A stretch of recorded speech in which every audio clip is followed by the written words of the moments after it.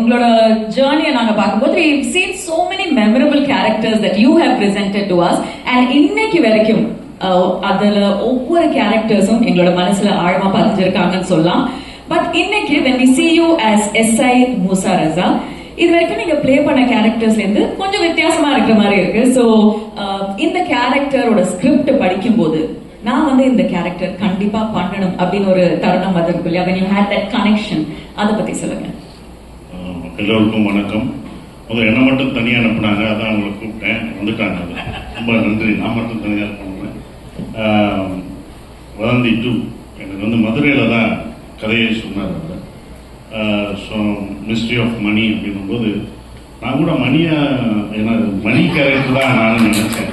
ஏன்னா மதுரையில் நல்லா சுப்பிரமணியபுரம், குட்டிப்புலி, ரவுடியாக தான் எல்லாருமே யோசிப்பாங்க.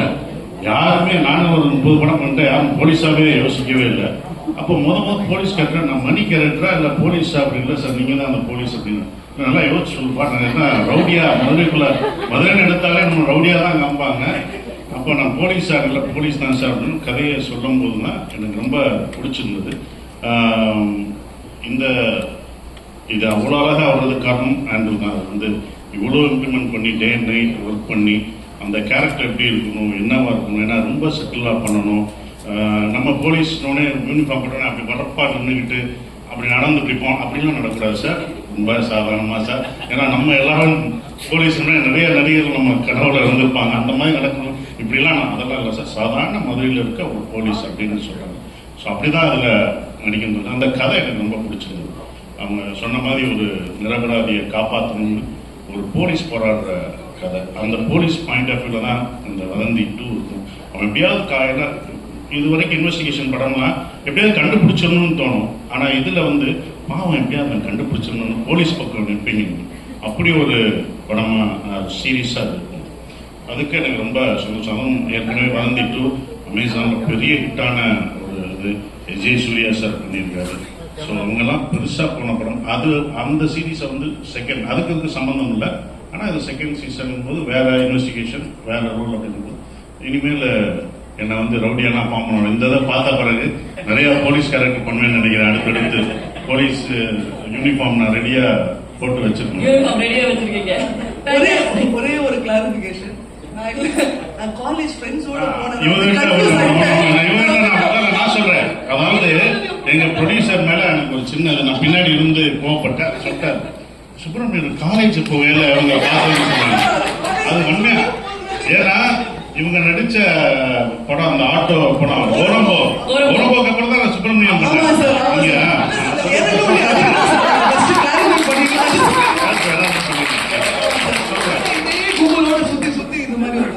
காலேஜ் நினைச்சிட்டாங்க, தவறா நினைச்சிட்டாங்க.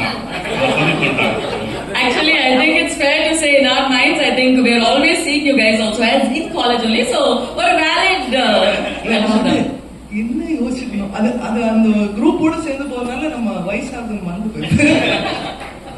சார், நீங்க வந்து சொன்னீங்க தட் இது வந்து ஒரு சாதாரணமான police officer. But from the trailer நாங்க பார்த்ததுல இருந்து மூசா ரஸா வந்து is not a typical police officer. ஏன்னா அந்த ஒரு இன்வெஸ்டிகேஷன் வெளியில எவ்வளவு பயங்கரமா போயிட்டு இருக்கோ அவ்வளோ இன்டர்னலி, அதாவது அவருக்குள்ளேயும் ஒரு போராட்டம் போயிட்டு இருக்கிற மாதிரி இருக்கு. சோ அந்த இன்டர்னல் டர்மாயில போர்ட்ரே பண்ணது ஒரு சேலஞ்சா இருந்ததா? இருந்தது கண்டிப்பா. ஏன்னா ஃபர்ஸ்ட் ஆரம்பிக்கும் போதே என்ன இருந்ததுன்னா, ஒரு கதை சொல்லும் போதே அவன் சந்தோஷமா இருப்பான், சிரிக்க கூட விட மாட்டாரு. சார் நீங்க சிரிச்சிட்டீங்க, மூசா ரஸா சிரிக்க கூடாது, சரி அப்படின்னு. நான் வீட்டுல இருந்து வரும்போதே சிரிக்காம தான் வரணும், அப்படி இருக்கும். ஏன்னா அந்த மாதிரி தான் சொன்னாங்க. ஸோ அது 2 நாள் 3ஆவது நாள் போகும்போது 2 நாள் கொஞ்சம் கஷ்டமா இருந்தது.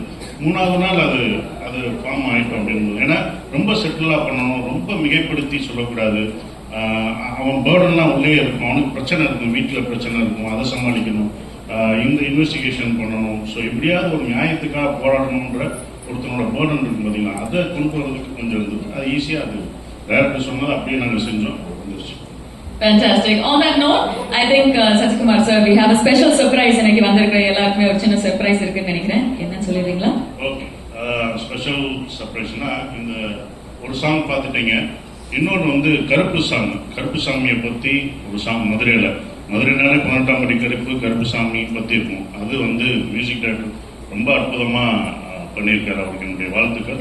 அந்த இதை ஃபர்ஸ்ட் எக்ஸ்க்ளூசிவா இப்போ உங்களுக்கு போகிறோம். பத்திரிகை நண்பர்களுக்காக சிறப்பாக அந்த இதை இப்போ கருப்புசாமி பாருங்க. கருப்புசாமி அந்த இதோட பார்க்கும்போது உங்களுக்கு பார்த்தா அது உங்களுக்கு ரொம்ப பிடிக்கும்னு நினைக்கிறேன். பாருங்க.